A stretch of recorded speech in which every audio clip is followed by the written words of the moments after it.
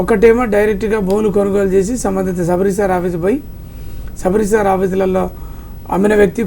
కొన్న వ్యక్తి ఇద్దరు కలిసి రిజిస్ట్రేషన్ సేల్ డీడ్ రాయించుకుంటారు. ఈ రిజిస్ట్రేషన్ సేల్ డీడ్ని అమలుపరచమని నేను కొనుగోలు చేసిన రిజిస్ట్రేషన్ చేయించుకున్న నా పేరు మీద పట్ట అమలుపరచండి అని సంబంధిత తహసీల్దార్ కార్యాలయాల్లో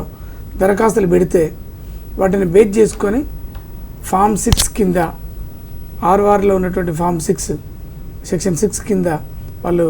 సంబంధిత తహసీల్దార్లు అమ్మినటువంటి వ్యక్తికి నోటీస్ ఇచ్చి ఎవరైతే కొనుగోలు చేసారో కొనుగోలు చేయబడినటువంటి వ్యక్తి పేరు మీద